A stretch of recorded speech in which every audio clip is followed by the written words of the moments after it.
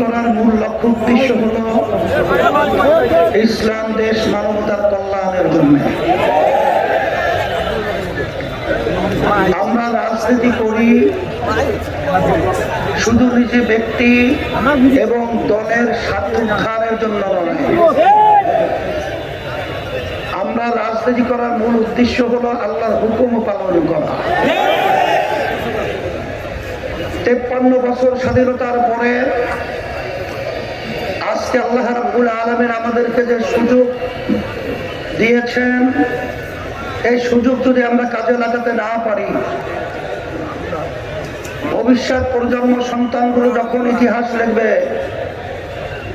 তখন আমাদেরকে নিয়ে কলঙ্কজনক ইতিহাস রচনা করবে। আজকে রংপুর এখনো সেই আমাদের চোখের সামনে আবু সাঈদের 2 হাত প্রসারিত করে বৈষম্য দূর করার জন্য, জালেমদের হাত থেকে দেশকে রক্ষার জন্য তিনি তার জীবন যে লুটিয়ে দিয়েছিল, রাস্তায় পড়েছিল, সেই অনুভূতিতে প্রেরণা পেয়েই কিন্তু এক পর্যায়ে আমি জানের ভয় না করে রাস্তার ভিতরে কিন্তু নেমেছিলাম ন্যায়ের পক্ষে, অন্যায় প্রতিবাদে। আলহামদুলিল্লাহ, আল্লাহ রাব্বুল আলামিন আমাদেরকে বিজয় দান করেছেন। আজকে দুঃখ হয় এতগুলো মায়ের কোনো সন্তান হারা হলো, এত মানুষ পঙ্গু হলো, চক্ষু হারালো। আমাদের যে মৌলিক দাবিগুলো ছিল, দেশের মৌলিক সংস্কার হবে, খুনিদের গুমিদের টাকা পাচারকারীদের দৃশ্যমান বিচার হবে, এরপরে লেভেল প্লেইং ফিল্ড, জাতীয় নির্বাচনের পরিবেশ তৈরি হবে। কিন্তু আমরা দেখলাম এক শ্রেণীর ক্ষমতালোভীরা সংস্কার এবং দৃশ্যমান বিচারকে গুরুত্ব না দিয়ে ক্ষমতায় যাওয়ার জন্য শুধু পাগল নয়, ডবল পাগল হয়ে গেছে।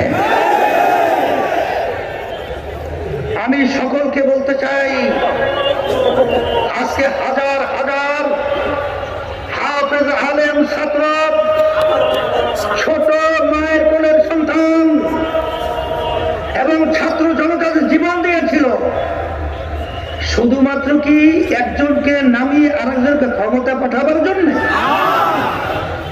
না, এই দেশকে ফ্যাসিবাদ মুক্ত করার জন্য, খুনিদের হাত থেকে দেশকে রক্ষার জন্য, এবং আমাদের দেশে বসে যারা বিদেশিদের তাবেদার আমাদেরকে গোলামের জিঞ্জির পরিয়েছে, তাদেরকে উৎখাত করে স্বাধীনভাবে আমাদের দেশকে মাথা উঁচু করে দাঁড়াবার জন্য এরা জীবন দিয়েছিল।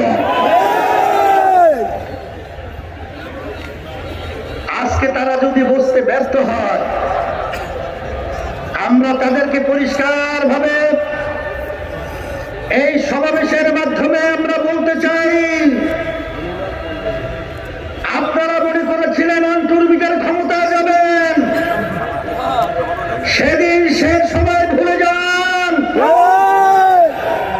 আজকে বাংলাদেশ যারা ভালোবাসেন, যারা ইসলামকে ভালোবাসেন, যারা মানবতার কল্যাণ রক্ষার জন্য চেষ্টা করেন, তারা কিন্তু আজকে রাজপথে চলে এসেছে। আজকে ক্ষমতা প্রেমিকদেরকে বলবো যে আপনারা বারবার ক্ষমতায় গিয়েছিলেন, আমাদেরকে কি উপহার দিয়েছেন? নতুন ভাবে পুরান বউ, নতুন শাড়িতে, আর আমাদেরকে ধোঁকা দিতে পারবেন না। ধোঁকা দেওয়ার দিন শেষ।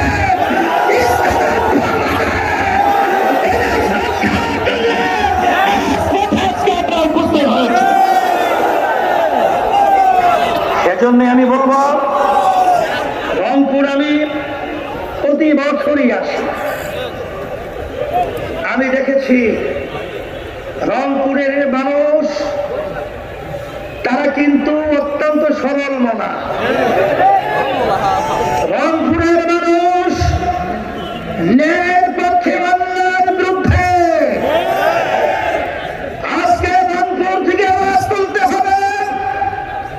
আবু জাহেল যেভাবে হাত প্রসারিত করে আমাদের দেশকে আবার স্বাধীনতার দিকে তিনি পরিবেশ তৈরি করেছিলেন, এই রংপুর থেকে এই চাঁদাবাজদের এবং ক্ষমতাধরীদেরকে এবং যারা নাকি দেশের থেকে বিদেশে পাচার করেন এবং যারা বিদেশের দাবিদারি আমাদের বাস্তবায়ন করতে চায়, ওদেরকে না বলে বাংলার জমি থেকে উদ্ধার করতে হবে। সাথে সাথে আমি সকল ক্ষুধার্ত আহ্বান জানাবো,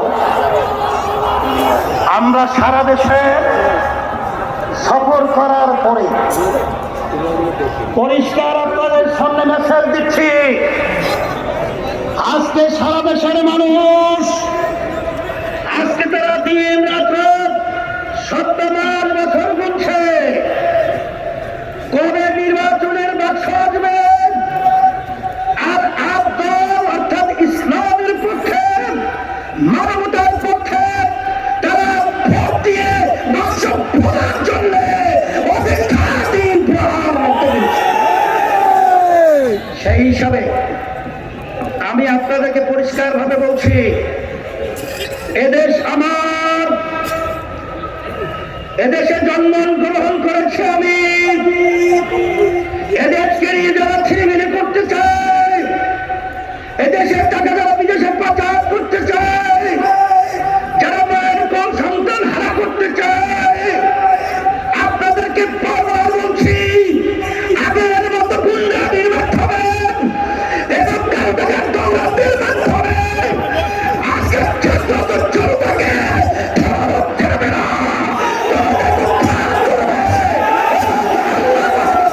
ইসলাম বিজয় হবে। আজকে আপনারা যেভাবে স্বতঃস্ফূর্ত ভাবে আপনার উপস্থিতির মাধ্যমে আজকে জনসভাকে সাফল্যমণ্ডিত করেছেন, আয়োজক সহ যারা সহযোগিতায় রয়েছেন সকলকে ধন্যবাদ জানাচ্ছি। এবং সব সময় একটা কথা মনে রাখতে হবে, আমরা যারা দলীয় নেতৃবৃন্দ রয়েছি আপনাদের জনগণের খাদেম হিসাবে যেন আমরা কাজ করতে পারি, আল্লাহ যেন আমাদেরকে তৌফিক দান করেন।